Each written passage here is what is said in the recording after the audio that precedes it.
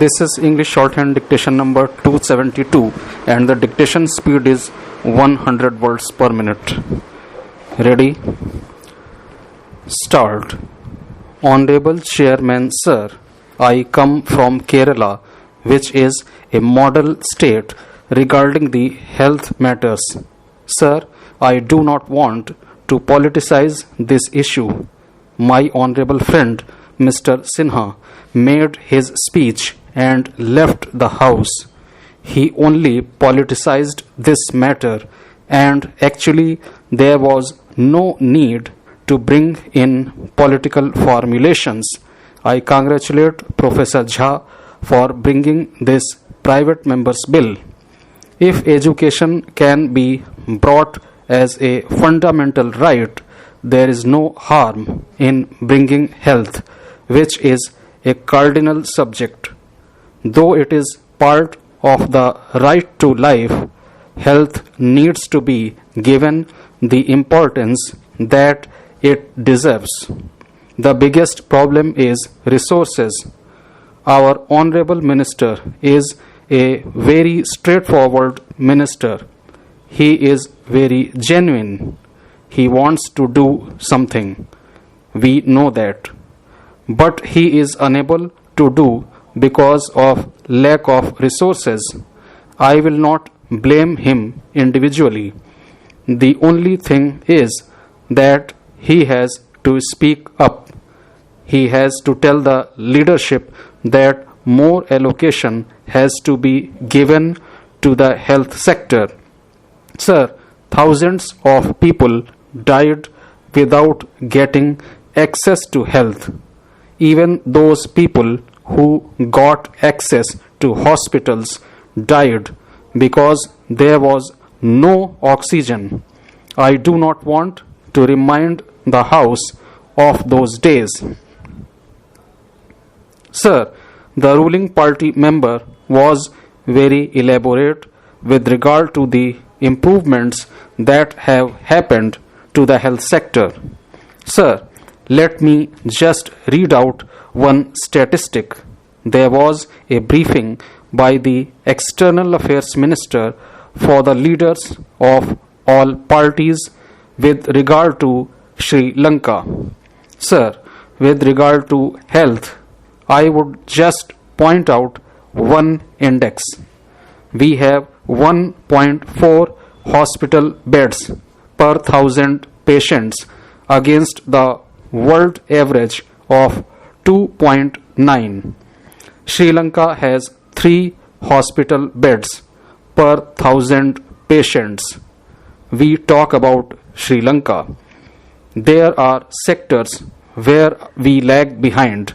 We need to have more focus, more resources.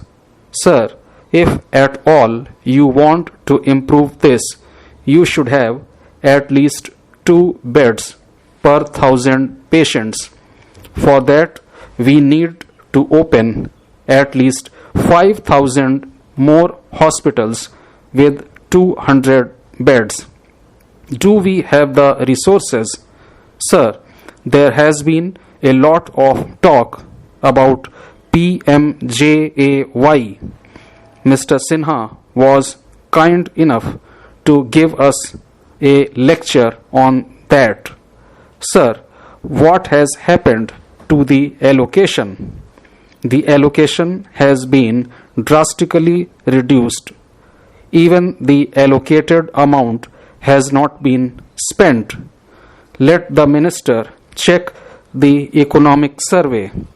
Let him just go through the 15th Finance Commission report.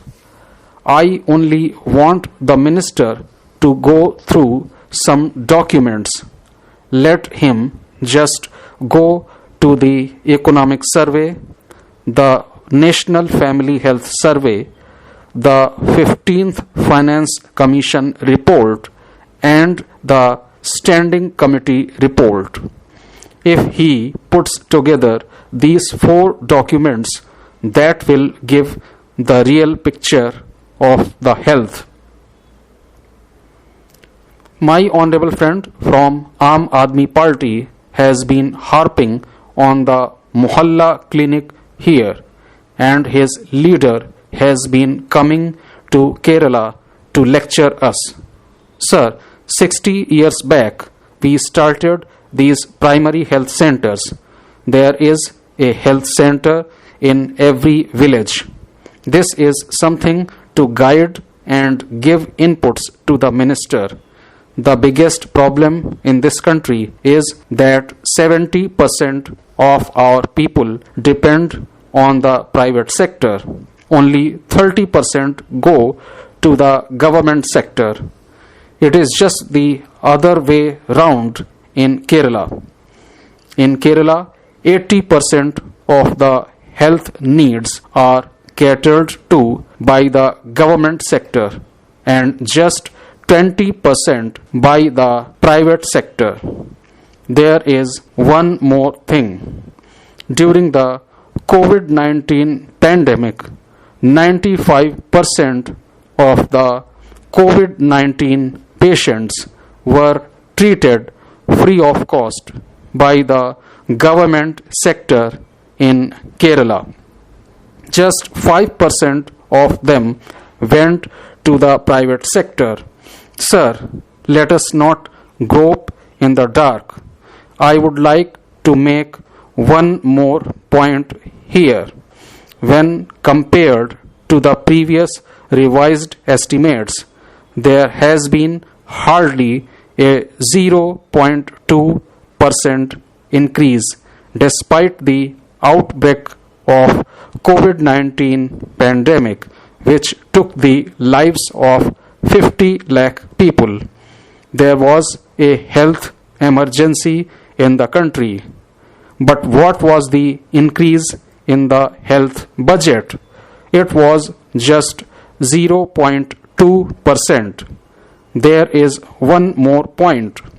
When they talk about the budgetary allocation on health, just look at how they mop up the resources.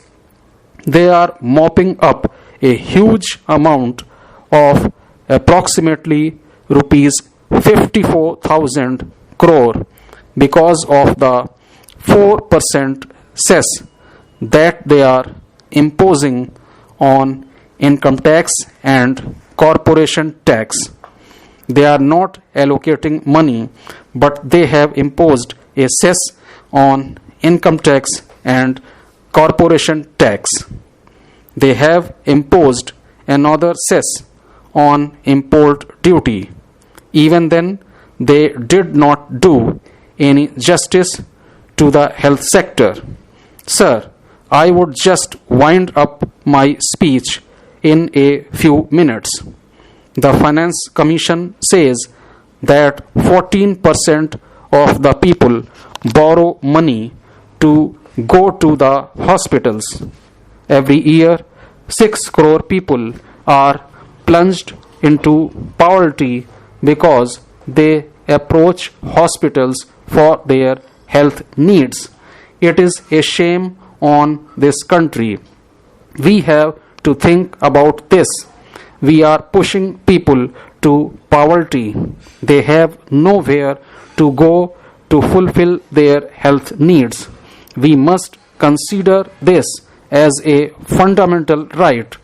I would earnestly invite the Honorable Minister to visit Kerala and see what we have done. Honorable Chairman, sir, first of all, I thank Professor Jha for having brought up this subject. He has brought up not just the subject of health, but also the voices, the anguish, and the pain of the poor and the middle class people who suffer because of lack of quality health care.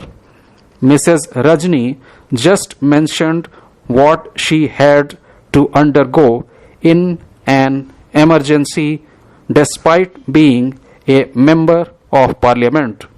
I think we have something to learn from what she spoke here. Even I have introduced a bill in this House called the Universal Healthcare Bill 2021.